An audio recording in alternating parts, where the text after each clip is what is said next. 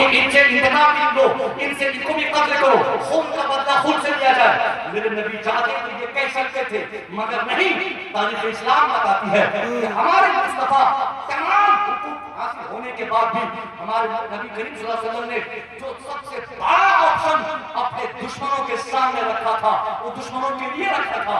اپنے احباب سے آپ فرماتے ہیں کہ جا کے ان دشمنوں سے کہہ دو گھبرانے کی ضرورت نہیں، رونے کی بات نہیں، ڈرنے کی ضرورت نہیں، ان سے کہہ دو کہ وہ تلوار چلانے کے ساتھ ساتھ اگر قلم چلانا چاہتے ہیں، اگر ان کو کتابی نالج ہے، وہ اگر پڑھے لکھے ہیں تو ڈرنے کی ضرورت نہیں، وہ ہمارے یہاں آ جائے، بدلے میں ہمارے 10 لوگوں کو پڑھا دے، ہم بغیر کسی مطالبے کے اسے آزاد کر دیں گے، اگر ہمارے 10 لوگوں کو پڑھا دیں گے۔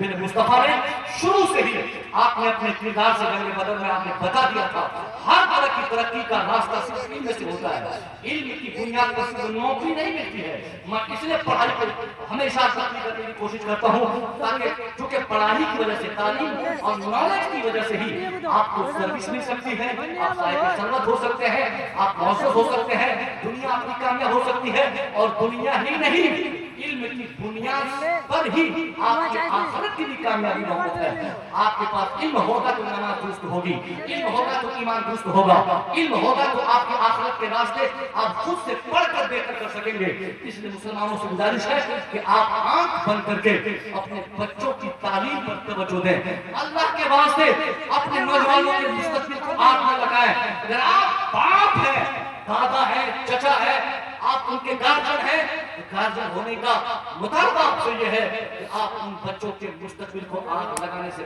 پرہیز کریں، آپ ان کو پڑھائیں اور اتنا پڑھا دیں کہ دوسری قوم بھی ترس کھائے اور یہ بولے کہ بیٹا ہو تو فلانے کی طرح، بھتیجا ہو تو فلانے کی طرح۔ تھوڑی دیر کے لیے آپ مزدوری کی دنیا سے الگ ہو جائیں۔ مزدوری کرنا کوئی گناہ کا کام نہیں ہے، بیٹے کو دلی بھیج کر ان سے مزدوری کروانا یہ کوئی غلطی اور خطا نہیں ہے، مگر وقت سے پہلے 18 سال کا بیٹا مزدوری کرے تو یہ ظلم ہے ان کے اوپر۔ 25 سال کے بچے کا وہ بستہ پکڑا کر دلی بھیجنا باپ کی طرف سے اس بچے کے اوپر ایک زیادتی ہے اور ظلم ہے۔ وہ باپ اپنے بچے کا محسن نہیں بلکہ اس بچے کے لیے اس باپ کو اتیاچاری کہا جا سکتا ہے۔ اس لیے اپنے باپ ہونے کی وجہ سے اپنے بچوں کے مستقبل کو تباہ ہونے سے بچانے کے لیے ان کی تعلیم پر فوکس کر کے ان کو کسی اچھے مدرسے میں، اچھے اسکول میں، کسی یونیورسٹی میں آپ ڈالیں اور پوری توجہ کے ساتھ ان کو 5 سال تک کے لیے آپ صرف تعلیم پہ توجہ دے دیں نا۔ اس چناؤ سے لے کر نیکسٹ چناؤ تک اگر سب مسلمان مل کر، ایک دو نہیں، اگر آپ بولیں گے حضرت آپ کیا تعلیم کے اوپر باتیں کر رہے ہیں، ہمارے گاؤں میں 2 IAS ہے، ہمارے گاؤں میں 1 IPS ہے، ہمارے گاؤں میں 3 ڈاکٹر ہے، ہمارے گاؤں میں 5 ماسٹر ہے، یہ 3 5 4 20 30 15 کے پڑھنے سے کام نہیں ہوگا۔ اسلام کا مطالبہ ہے 100 کا 100 پڑھے، 100% اسلام مذہب پوری دنیا میں واحد اسلام ایسا مذہب ہے جو مذہب ہونے کی وجہ سے پوری دنیا میں 100% شکشا کی دعوت دیتا ہے، 100%۔ آج ہمارا ملک ہے، ہمارے ملک میں ایک قانون ہے آرٹیکل 21 جس کو ہم کہتے ہیں صاحب رائٹ ٹو ایجوکیشن ایکٹ۔ جس ایکٹ کے ذریعے یہ ماحول بنایا گیا کہ 14 سال کے کسی بچے کو، ہر بچے پہ یہ کوشش ہو کہ وہ ایگزیکٹ نہ پائے۔ بھارت کا ہر بچہ جس کی عمر 14 سال کی ہے وہ ایٹ لیسٹ پڑھے۔ کیوں پڑھے؟ کیونکہ شکشا اس کا ادھیکار ہے، شکشا اس کا حق ہے، تعلیم اس کے رائٹس ہیں، رائٹ ٹو ایجوکیشن۔ یعنی بچوں کے لیے، 14 سال کے بچوں کے لیے ہمارے ملک کا قانون کہتا ہے تعلیم اس کا حق ہے۔ اب مجھ سے سنیے، حق کیا کس چیز کو بولتے ہیں؟ میں نے آپ کو 100 روپیہ دیے تو میرا حق ہے کہ میں اس پیسے کو مانگنے کے لیے آپ کو فون کروں کہ بھائی پیسہ دے دو۔ آپ منع نہیں کر سکتے کہ آپ کیوں مانگ رہے ہیں، اور مجھ پر یہ بھی ہے کہ میں چاہوں تو میسج کر کے بول دوں کہ تو رکھ لے، میں تجھ سے کبھی مطالبہ نہیں کروں۔ یعنی حقوق لیے بھی جاتے ہیں، دیے بھی جاتے ہیں، معاف بھی کیے جاتے ہیں گزارش کرنے پر، مگر حق اور مظلومیت میں فرق ہے۔ पूरी दुनिया तालीम को इंसानों का हक कहती है, मगर इस्लाम ही एक ऐसा मजहब है जिसने तालीम को इंसानों का हक नहीं कहा, बल्कि इस्लाम के पैगंबर ने फरमाया getting education is compulsory for each and every Muslim man and woman. तालीम हमारा हक नहीं, बल्कि तालीम हम पर कंपल्सरी है, तालीम हम पर लाजिम है, तालीम हम पर जरूरी है, तालीम हम पर फर्ज है। नफल नमाज आप छोड़ सकते हैं जरूरत के तहत, मगर फर्ज जो जरूरी है, जो लाजिम है, उसे आप किसी कंडीशन में नहीं छोड़ सकते हैं। अब समझ गए फर्क कितना है। दुनिया ने एजुकेशन को इंसानों का राइट कहा है, हक और अधिकार कहा है, मगर हमारा मजहब इसको हमारे लिए फर्ज मानता है। जो चीज हमारे लिए फर्ज हो उस पर कोई तवज्जो नहीं दी जाती, इसलिए तवज्जो देने की जरूरत है। 100% अपने बच्चों को पढ़ाइए।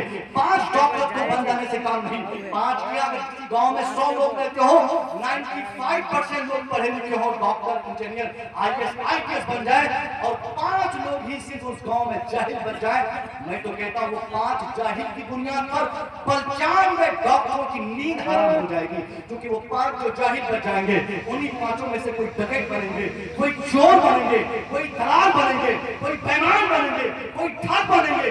इसलिए एक डॉक्टर अगर वो गांव का है, वो डॉक्टरी कर रहा है, डॉक्टर बन गया है, तो उनकी कोशिश हो कि मेरे गांव का एक भी बच्चा अनपढ़ नहीं रह पाए। अगर एक भी अनपढ़ बनेगा तो वही अनपढ़ इस पढ़े लिखे की नींद हराम कर देगा। कभी बाइक चुराएगा, कभी मोबाइल चुराएगा, कभी सांप घास लेके भाग जाएगा, कभी धान चुरा लेगा, कभी मकई के खेत लूट लेगा। इसलिए चोरी चपाटी से भी बचाने के लिए, अपने समाज को हर तरह से सुरक्षित करने के लिए भी एक ही रास्ता है कि आप तालीम पे तवज्जो दें, तालीम पे तवज्जो दें। जब तक गांव के 100% बच्चे नहीं पढ़ेंगे, तब तक ये साइकिल चोरी, ये बाइक चोरी। अभी जो यूपीएससी का एग्जाम हुआ, कोई ठाकुरगंज एक गांव है ठाकुर के इलाके में, उस गांव से एक ही गांव से 14 लोगों को नौकरी लग गई। लोग खुश हो गए, मुझे मिलाद शरीफ पढ़ने के लिए बुला लिए, क्योंकि उसी एग्जाम में मैं भी क्वालिफाइड हुआ। तो लोगों को खुशी थी कि चलो भाई बीपीएससी वाले को बुला लेते हैं, तो चलो भाई मास्टर साहब आएंगे तो मिलाद पढ़ाएंगे, तो थोड़ा कम फीस में काम चल जाएगा, अपने लोग हो गए। मैं जब मिलाद पढ़ने गया, मिलाद पढ़ा, बोला क्या बात है, 14 लोग हमारे गांव में मास्टर बन गए, हमारा गांव पढ़े लिखे की तेजी में आ गया। अभी एक हफ्ता नहीं हुआ, एक मास्टर साहब ने फोन किया, हजरत एक ही रात में मिलाद पढ़ने की तीसरी रात में, एक ही रात में 3 मास्टर साहब की बाइक उसके घर पर चुरा लिया। अब बताइए, अब मास्टर साहब परेशान है, भाई बाइक चुराया कौन है? जाहिल होगा, बेरोजगार होगा, उसके पास रोजगार नहीं होगा, उसके पास जॉब नहीं होगा, खाने को लाले पड़ रहे होंगे। सोचा आगे इसको लूटूं, चलो भाई अभी रिसेंटली इनको मास्टर साहब को नौकरी मिली है, इनको तो नीतीश कुमार को पैसे दे देंगे, बाइक खरीद लेंगे, हम कहाँ से पैसे लाएंगे? चलो मास्टर साहब की बाइक ही घर उठा लेंगे। तो एक मास्टर चाहिए कि अगर वो सुरक्षित रहना चाहते हैं अपने अड़ोस पड़ोस में, सोसाइटी में, तो वो तालीम पे तवज्जो दें, दूसरे के बच्चों को पढ़ाते हैं।